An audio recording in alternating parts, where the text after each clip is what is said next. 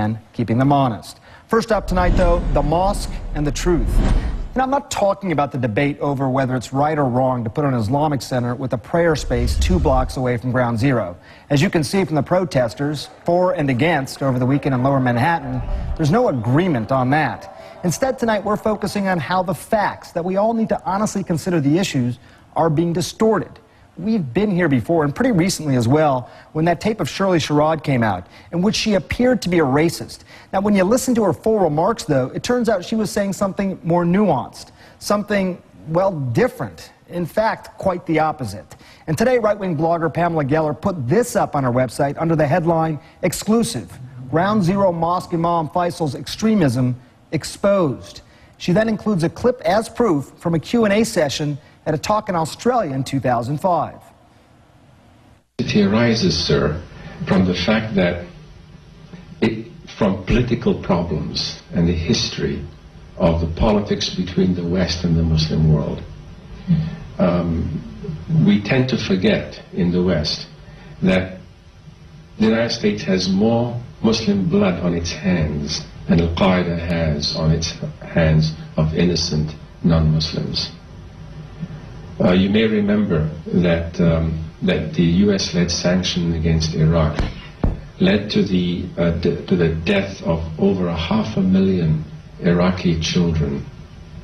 This has been documented by the United Nations. And that's the Imam in 2005. You could see why people are offended. And I could say that as someone who's seen innocent victims on the battlefield on all sides, and the innocent victims of 9/11, the emotions are equally raw. The anger affects how people see the world, which is what the Imam was talking about, while also condemning terrorism, such as the London subway attacks, which had just happened. I'm not saying this to condone. Acts like the London bombing are completely against Islamic law. Suicide bombing, completely against Islamic law. Completely, 100%. But the facts of the matter is that people, I've discovered, are more motivated by emotion than by logic. Again, that's Imam Faisal Abdul Rauf, part of the entire discussion. But that part was not highlighted on Pam Geller's website.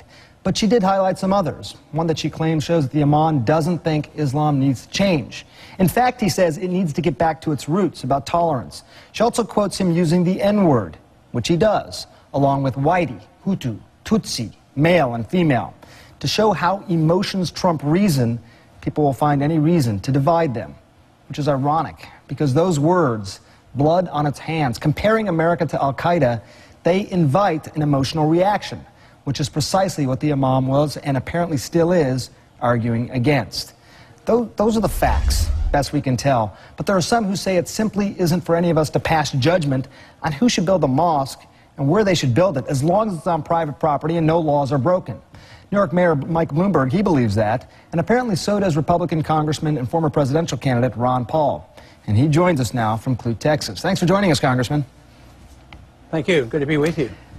Now, I read your article, and you say really this whole issue is really an issue of property rights, and everything else is, quote, all really about hate and Islamophobia. But, you know, I want to start by asking you, is what happened on September 11th, 9 years ago, different? The worst terrorist attack on U.S. soil. Are there certain lines to be drawn, even when it comes to this property rights issue? No, you should draw lines, but I think the lines are being drawn improperly. Al-Qaeda was responsible. Several hundred Al-Qaeda existed at that time, and maybe there's still several hundred more. But that doesn't mean the whole Muslim religion should be indicted. That is my complaint. I mean, McVeigh probably was a Christian, and he bombed the Oklahoma federal building, but does that mean that a Christian church can't be built near there and Christianity is blamed? No, I don't like that broad brush. So yes, the violence was committed by Al-Qaeda, and they're bad people, and we should do what we can to destroy them. But that doesn't mean that we should destroy the whole concept of the Muslim religion. And if they can bring this out, whether the mosque is stopped or not, the implication here is that Islam caused 9/11, not a narrow branch of the Al-Qaeda. To me, that is crucial because it deals with our foreign policy. It deals with, you know, even in that clip earlier on, Madeleine Albright admitted, she said, well, if 500,000 people are killed, so be it, if that's what it takes. So the Muslim have justification for, you know, their worries and concerns. Do you, I mean, there's a lot of pain and anguish, I think, from people who are worried about this Islamic center being built here. I mean, do you see that point of view at all? To worry about it? Well, I worry about it because I'm afraid it stirs up hatred, and that's why I worry about it. I mean, and I think they're off on a tangent. I think the purpose was too often to just blame Islam. But there's other mosques in that area. This is not on, you know, right where the towers were. This is over, not too far, you know, down the street. But what about these strip joints? Are these people who are holier than thou condemning the strip joints nearby because it defames ground zero? So I don't think that's the consistency. I think this goal was to blame Islam, you know, for 9/11, and I think that is wrong. I don't think that was the cause. Al-Qaeda did it. Yeah, and you talk about the fact that there's a lot of Islamophobia. I mean, your son, Rand Paul, is running for U.S. Senate in Kentucky, is opposed to this facility being built. Is he Islamophobic? Well, I don't know what his position is, but he's certainly not Islamophobic. He doesn't want the facility to be built. Because, matter of fact, well, I'm not. I don't know his details, and he speaks for himself, and he has a different position. But I sure wouldn't put him in that category. No, but I think the emotions are high, and people. I mean, the reason are, you know, lining up on each side. The reason I ask, Congressman, because in your article you talk about the fact that this really is a property rights issue, but you believe a lot of the extraneous issues are due to hate speech and due to Islamophobia, which is why I asked the question specifically about your son. I know you're not speaking for him, but I wondered if you put him in that same category.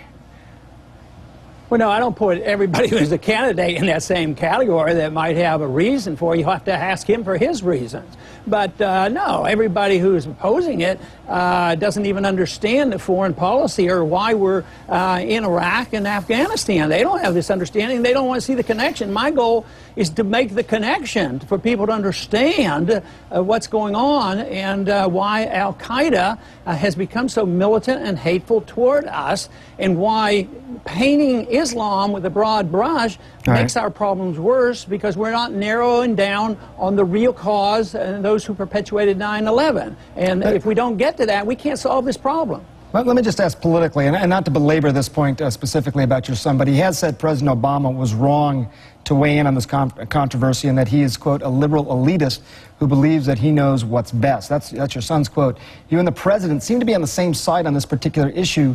Do you have a reaction to your son's comment on that? No. I think you have to ask him about it.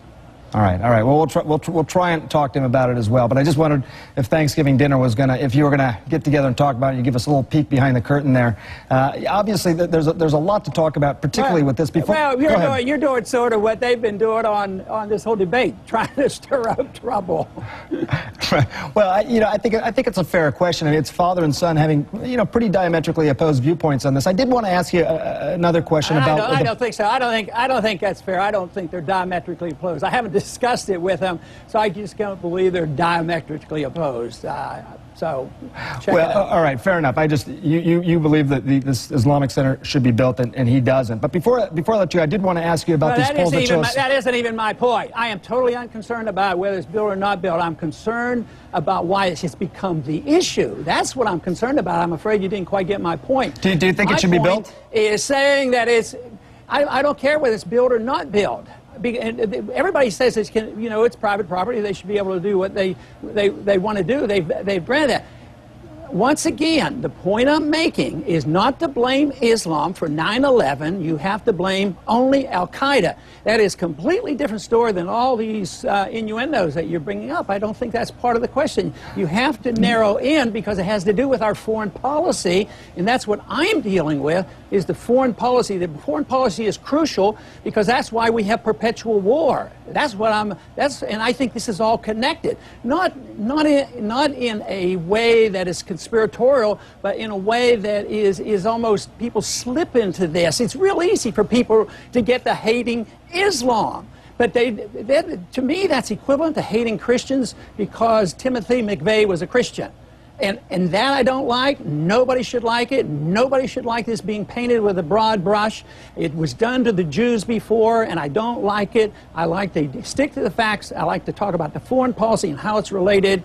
The sideshow, which is what I call this, is just there to stir things up and prevent us from dealing with the real problems, and that is our interventionist foreign policy that gets us too much involved overseas. Too many people die on both sides, and we're totally bankrupt, and we have to address that. We have to get away from, are we going to support the building of the mosque? And that was sort of your innuendos when you bring the question up with my son. I mean, then you're missing the whole point when you think that is the crucial question. The crucial question is our foreign policy. That's what I want people to think about. All right.